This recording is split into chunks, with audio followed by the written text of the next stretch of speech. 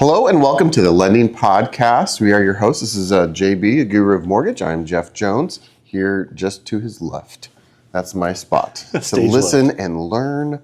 But we're here as lenders in Austin, Texas. We do home loans, land loans, small commercial loans, and our bread and butter is our past client database. We love to continue to serve what's going on with people we've helped get into homes. We love helping out realtors with partnering with them with their business. Today's episode is going to be about what the housing market is looking like, what rates are looking like here in June of 2025. Yeah. I tell you what are we seeing out there, JB? There's an article every day. And you can Yes. if you're reading one article, you can get super energized and be optimistic, and then you can read another article and be super depressed. And so we're going to find ourselves in the middle here. Right. But the bottom line right now as far as inventory goes is we're at about the inventory level we were in 2019.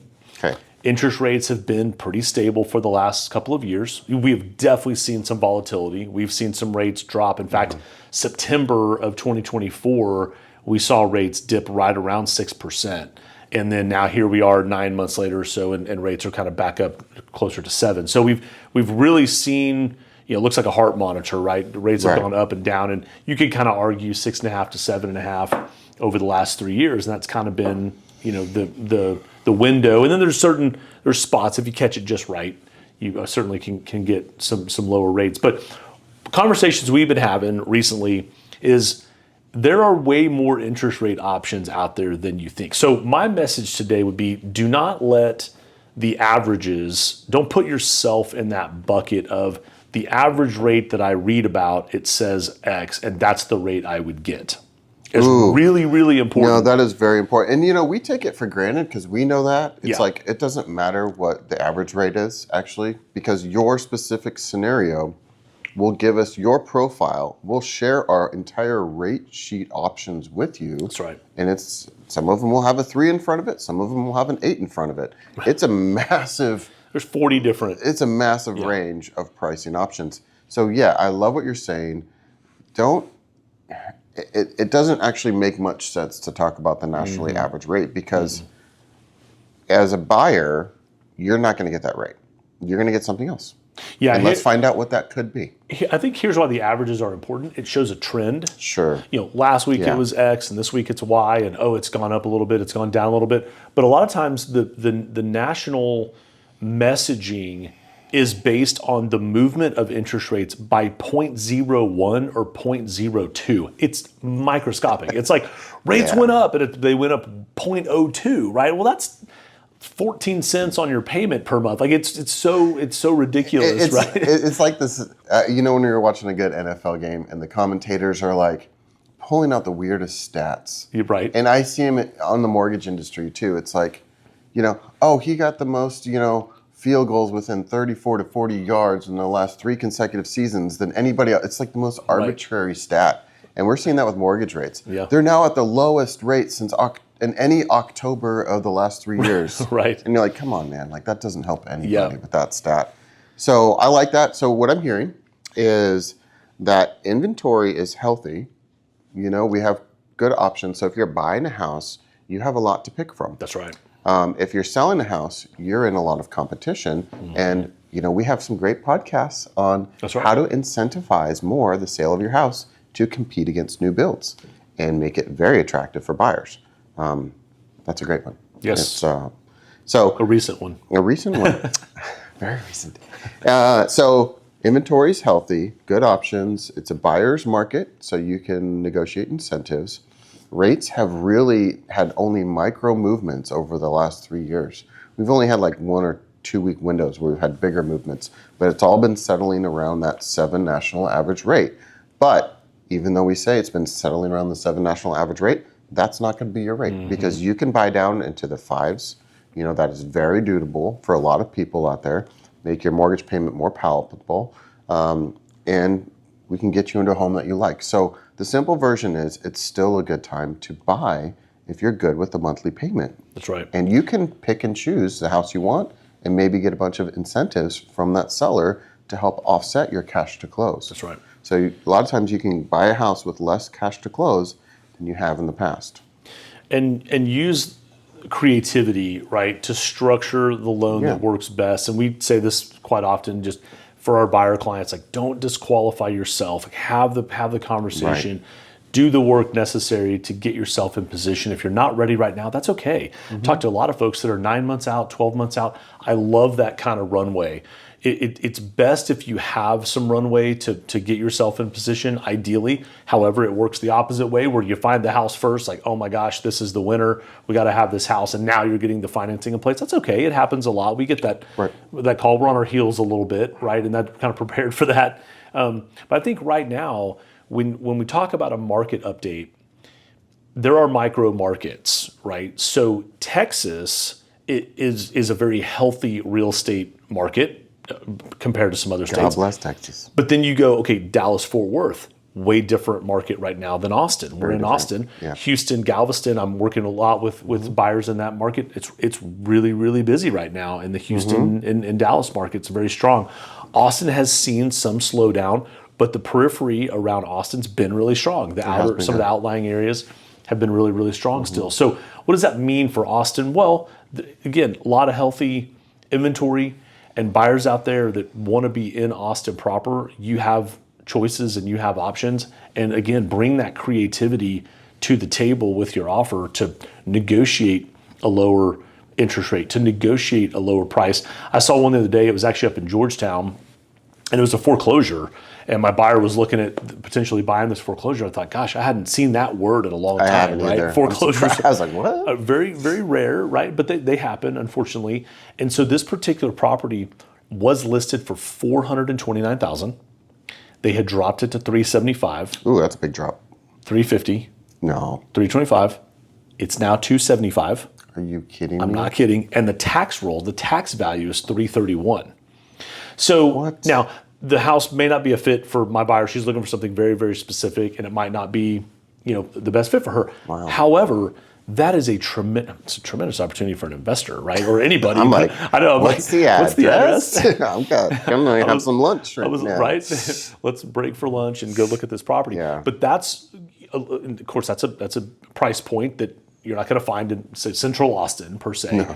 But in the outlying areas, there are opportunities. There's value out there. And so as a buyer, you might read one article. It's like, oh, it's a terrible time, and I'm gonna wait for rates to come down, and prices are too high, and blah blah blah. And then you read something else or listen to something, and you're like, you know what? Maybe there is some opportunities for me. Maybe I should be out there and at least be looking and be poised and ready when the opportunity strikes. And they always say, luck is when opportunity meets preparedness, and I love that. That's good. If you are prepared, then you will find those opportunities. I think if you put it out there in the universe. Yeah. I like that. Yeah, really, when somebody is waiting to buy because they're waiting for the market to change, they might not know what they're missing out on. And so, if you talk to a good lender, if you talk to a good realtor, and you talk to both of them, you're going to get a much better picture than what you're hearing on your internet searches or what you're hearing in the media. So, because we are boots on the ground, we are actually doing deals every month. So we are seeing what actually is closing, how it's structured, how it's financed, what the price points are, what the neighborhoods are doing. We see that day to day. Title companies see it too. Insurance agents see it too. So if you talk to somebody that's boots on the ground in the housing market, you're going to get the best picture, the best advice. Mm-hmm. But I also want to encourage you not just to talk to one person. That's right. It's good to have different people in different industries. So it's good to talk to a realtor. It's good to talk to a lender. They're my favorite. Mm-hmm. Right. It's good to talk to a title company if you know anybody in a title company. And they will give you advice in different ways. We're talking numbers. Realtors talking maybe school districts. Title companies is talking transactions. Who knows what they're focusing on? So ask them questions you want to know. What's keeping you from buying now if you know that you want to buy? And having that question answered for yourself. Yeah. And, I think that good information makes good decisions. If you don't have good information, you're not making a good decision. And sometimes waiting is a bad decision. Yep. But here's something I really like what you talked about. If you want to buy, in your mind, you know what, I'm going to buy in 9 months. I'm not going to buy now. Still talk to a lender because they could roadmap and prepare you for the best scenario in 9 months. There might be credit improvement that will help. right. Maybe, we do a soft pull on your credit. It's not going to touch your score. And we can roadmap how to increase 40, 60, 100 points on your credit score. Right. And that will get you a permanent rate way cheaper than the amount of maybe just buying down balances on your credit cards. So you can save a ridiculous amount of money by just preparing ahead of time. That's right. Yeah, I think there's two quick paths to failure.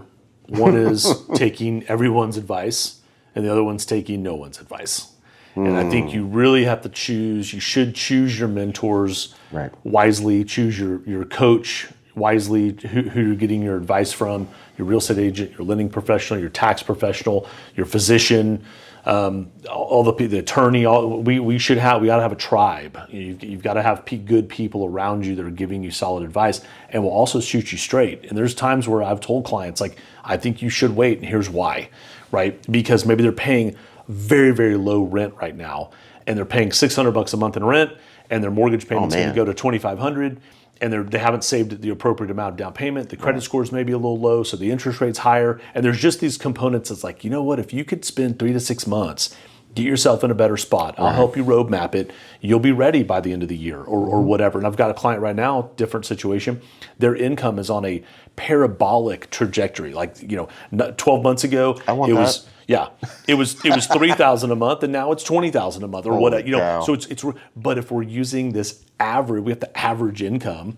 It's not strong enough to really qualify for what he wants to buy. And so part of the conversation is, do we use an alternative program like a bank statements program, which we have, and I did some numbers yesterday. It's possible, or beef up that 2025 income, file those taxes, January 31st, February 1st next year, and be ready to buy something in March, And so some of that strategy session, it's not a no, it's not now, right? It's like, here's how you get there, and we'll help you roadmap it. And so when I think about a market update, I think about all the things that our clients don't know that we want them to know. The possibilities of buying a house that's $60,000 under the tax value. The possibility of getting a 5.5% interest rate when they read about all you can get is 7. That's not true. There's like all these ways and levers that we can pull to help our homeowners get into homes that they don't know are out there. Yeah. And it's kind of want to scream from the mountaintop. Yeah, and people always ask, like, what do you see in the near future? Powell's still kind of the front man for the thing. And, unless his position changes, there's not going to be a lot of movement on the talk. We're hearing a lot of the same stuff for the last couple of years from him.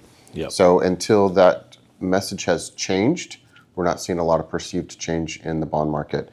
Until the Federal Reserve decides to buy more mortgage-backed securities bond market, and increase more buying than selling, then the prices go down the prices go up on the bond market, down on the rate, but the Federal Reserve has not been charged to do that. So there's no change of increase of buying. And so rates have stayed the same, and loan level pricing adjustments are still way too high from the federal government's administration policies on low-level price adjustments, which restricts investments and second home purchases because the pricing on those is very high, because we have pricing of adjustments on top of your rate that are just egregious. And that was to curb inflation from years ago. They have not changed them. They have not gotten rid of them. They're not even talking about them, but they still are there, so discouraging a lot of buying.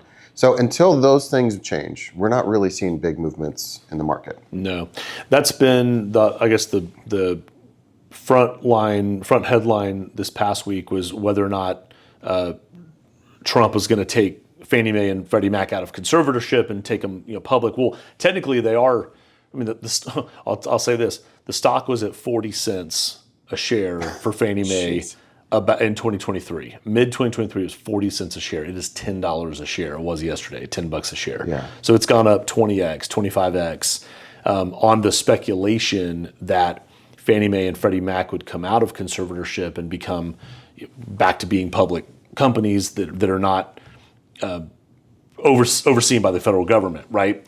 And so if that happens, I have mixed feelings on that. Well, sure, you do too. For sure, everyone does. Yeah, I mean, we could talk about that. So my simple take, if as it is right now, it's supposed to serve the best interest of the consumer.